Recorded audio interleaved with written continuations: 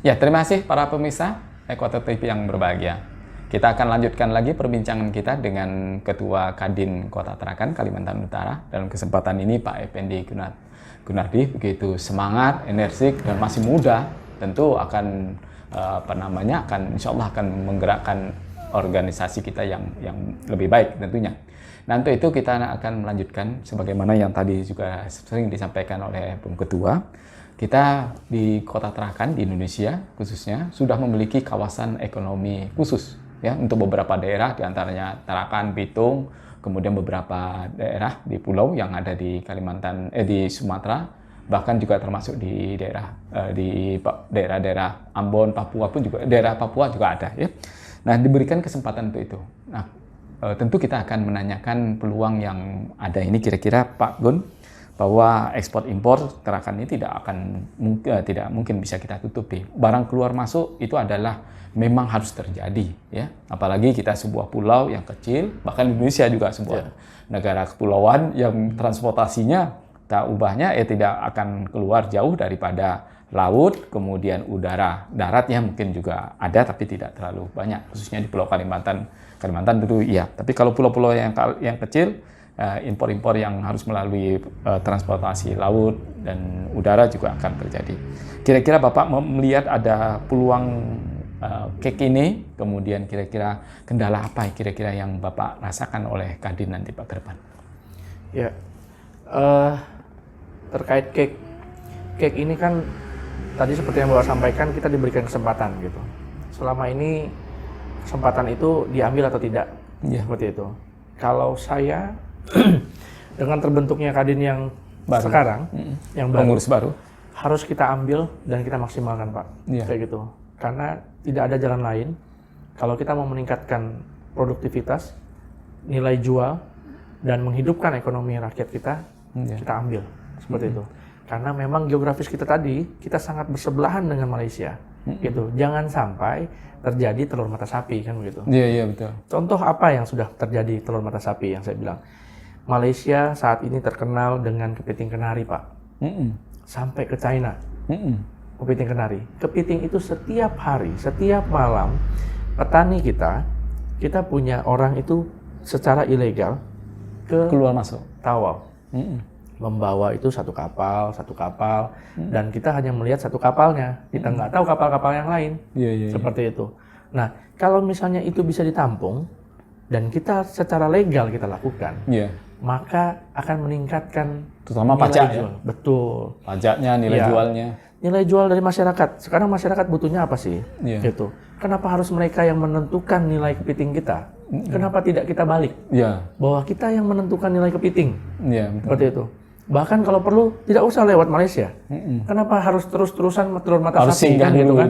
Ya, mata sapi tadi ya. Ya, yang telur mata sapi kita buat misalnya, kita membuat telur yang luar biasa gitu. Bikin fuyung hai kah dia? Bikin apa kah dia? Akhirnya di luar langsung kita kepada buyer. Iya, gitu. Kepada bayarnya. Nggak usah melalui perantara. Nah, itu yang akan kami perjuangkan nanti setelah betul-betul yang nama kawasan ekonomi khusus itu berlaku dan izin itu benar ada. Gitu. Iya, betul. Jangan hanya disebutkan setelah kita ambil, tapi izin itu tidak pernah kunjung keluar gitu loh. Seperti itu. Nah, ini akan kita sama-sama. Makanya dengan adanya hari ini pun itu kami juga senang gitu loh, bahwa ini akan terekspos, bahwa ini loh tujuan kami gitu loh. Nah, mari membuka seluas-luasnya peserta Ekuator TV untuk dari hari ini, dari yang ditonton hari ini itu menjadi manfaat, bukan hanya lewat, jangan hanya wawasan baru, tapi bukan itu yang kita mau, ayo bergerak. Gitu. Seperti itu. Dan harus memang ada wujud nyata ya. Betul. Apalagi dengan kepemimpinan gubernur yang akan datang yang baru kan, tentu semangatnya lebih semangat yang baru ya. Betul, lebih energi. Kadinnya baru juga. Dengan semangat yang baru. Pak Effendi, di samping masalah ekspor impor kita tadi, tentu kalau nanti yang diimpor, tentu kendalanya juga nanti super hati-hati juga kan. Nah, jangan sampai nanti barang-barang yang masuk, tentu ini bagaimana menurut Bapak nih Pak? Harapan kami sebetulnya mengekspor sebesar-besarnya, mengimpor sekecil-kecilnya. Kalau kita berbicara tentang misalnya kita punya jiwa NKRI yang kuat, jangan mengimpor. Kita balik mengekspor. Seperti itu. Tapi memang tidak semudah yang kita sampaikan. Karena semua butuh cost. Pada saat pesawat atau kapal ini berangkat ke sana berisi, pulangnya kosong, ini akan meningkatkan biaya kita. Iya, betul. Gitu. Cost untuk transportasinya besar. Jadi lebih selektif akan kita buat, lebih selektif dan seminim mungkin untuk yang masuk. Iya, itu. Gitu. Tapi kita keluarkan sebanyak-banyaknya. Iya, betul. Gitu. Di luar negeri juga seperti itu kok. Maksudnya mereka menjual apa yang ada diproduksi oleh masyarakatnya untuk keluar. Untuk apa? Untuk mensejahterakan pelaku bisnis gitu. Iya, betul. Roda ekonomi di setiap negara. Seperti itu. Dan mengimpor barang-barang memang yang sangat amat dibutuhkan oleh masyarakat ya. Dan itu pun sangat dibutuhkan. Betul. Sangat dibutuhkan yang tidak mengganggu pasaran dan produk nilai jual produk dalam negeri. Nah, kemudian di samping bahwa memang cita-citanya adalah cita-cita yang bagus ya, yang baik tentunya untuk meningkatkan kesejahteraan di Kota Tarakan.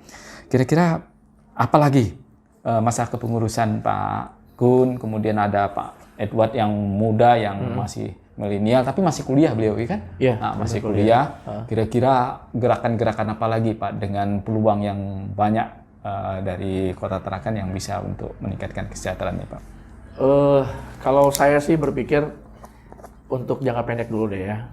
Ini tugasnya kelihatannya mudah tapi nggak mudah yang dipikirkan dan disampaikan kan begitu. Jadi harapan saya kami wujudkan dulu ini. Tentunya ada program yang akan masa panjangnya lagi yang akan kita lakukan. Tapi konsolidasi sudah nih ya, tanggal 7 kemarin dilantik, pengurusnya sudah konsolidasi ke dalam nih ya. Iya, jadi untuk tujuan visi misinya udah jelas, tinggal program kerjanya harus kita matangkan. Oh, tinggal pemantapannya. Kan ini seperti bayi yang baru lahir lagi kembali gitu. Iya, belum masih merah ya. Betul. Masih merah, belum dia berjalan, tapi sudah bolak-balik lah warna badannya mungkin sudah nggak merah-merah lagi nih. Tapi ini bukan bayi yang baru lahir. Orangnya baru lahir di dalam kadin, tapi orang sudah siap berlari semua ini. Iya, karena 70-80% kan orang memang orang yang bergerak di bidang usaha tadi ya. Tinggal menyatukan saja. Optimis sekali, Pak. Amin. Kemudian pas di samping masalah perikanan, ini juga kira-kira masih ada lagi kayak yang lain. Kalau dulu kita ada kayu ya, walaupun itu hanya tempat persinggahan ya. Kemudian ada juga mungkin juga ada batu bara sekarang. Atau mungkin selama pandemi juga ada masuk atau bagaimana kira-kira Pak? Ini kita berbicara udah luas ini kayaknya. Karena kalau kita berbicara kayu, memang Tarakan masih masuk lah ya. Karena kalau hasil produksi sendiri bukan Tarakan, kayu itu bukan dari Tarakan. Jadi kembali lagi kayu ini dari wilayah-wilayah setempat Kalimantan Utara yang masuk berkumpul di Tarakan dan nah ini yang baik ya Pak. Salah satu yang kita bisa langsung ekspor adalah kayu. Seperti itu. Nah, tapi kayu ini yang kita harapkan adalah kayu ini bagaimana bisa menghasilkan jauh lebih baik lagi. Diproduksi dulu gitu, jangan mentah. Memang bukan dalam bentuk gelondongan. Dalam bentuk yang lain, tapi barang jadi seperti itu. Nah, salah satu produk ternama Pak, kita tahu ada keyboard ya, piano. Itu ada merek Yamaha sama satu lagi saya lupa. Bapak tahu touch-nya dari merek salah satu yang terkenal. Coba saya lupa merek apa. Ya, itu dari Tarakan Pak kayunya. Oh, kayunya ya. Touch-nya piano itu. Itu dari Tarakan. Yang dibuat oleh Jepang. Di Jepang juga ya. Gitu, iya. Dan sebetulnya kita punya kualitas ini udah go internasional. Sebenarnya kalau memang tadi seperti kita ketahui ya, Tarakan memang tidak menghasilkan kayu, tetapi bisa untuk mengolah barang-barang atau bahan-bahan baku tadi untuk menjadi barang jadi ya, yang siap untuk digunakan. Betul. Bayangkan kalau misalnya produksi itu bisa dilakukan di Tarakan, misalnya. Tentu bisa meningkatkan nilai jual kan begitu. Membuka lapangan kerja dan sebagainya. Kalaupun tidak bisa ditarakan, bagaimanalah nanti kita akan bicarakan itu bisa berada di Kalimantan Utara. Kalau bidang pertanian lain kira-kira apa? Pertanian Tarakan. Misalnya kebun misalnya. Nah, sayur mayur kita kan masih juga banyak mendatangkan dari luar ini. Iya, sebetulnya. Wortel apa itu masih banyak mendatangkan dari luar. Wortel, kemudian bawang. Ya, ini kan seperti lagu juga Pak. Lagu kita bawa kita tancap apa jadi apa kan begitu. Salah satu lagu dari kecil kita lagunya seperti itu kan gitu. Nah, cuman kan kita tidak melakukan itu dengan serius gitu. Kalau kita melakukan dengan serius jauh lebih baik. Ini ada tren yang baik nih semenjak pandemi. Ini kan teman-teman sudah mulai membuka hidroponik ya. Iya betul. Hidroponik dan itu sudah mulai dijual sekarang. Ada yang mulai dari membuat di rumah dengan kapasitas kecil, mereka buat yang dari pipa-pipa itu. Nah, sekarang sudah mulai mau dijual ini. Seperti itu. Nah, ini kan kalau bisa difasilitasi oleh Kadin ya, lebih bagus lagi jadi. Kalau kita sih terbuka, kembali tadi, kita akan membuka pintu selebar-lebarnya kalau memang kapasitasnya siap dan dia tidak punya tempat untuk menjual, mencari solusi. Kembali itu tadi yang saya bilang, kita akan mendata. Hal kecil yang kita lakukan tadi kan mendata pengusaha gitu. Dan kita akan konekkan antara pebisnis dengan pebisnis. Maka B2B itu akan ketemu gitu. Itu dia. Ya, karena memang mau tidak mau ya. Nah, tapi untungnya tadi itu di masa corona ini atau pandemi ini, jadi khususnya memang masalah pertanian, kalau yang pernah saya ketahui data-datanya bahwa memang angka pertumbuhan di bidang pertanian itu tidak terjadi penurunan, ya, bahkan meningkat. Nah, inilah yang mengurangi juga tingkat pengangguran. Juga masih meskipun masih ada, tapi tidak terjadi pelonjakan. Kemudian kalau kebutuhan papan sandang untuk makannya juga bisa terpenuhi karena memang pertanian kita masih tumbuh begitu. Terkait ini, apalagi yang akan dipikirkan? Kami akan menciptakan entrepreneur baru, Pak. Kita punya milenial yang banyak seperti itu.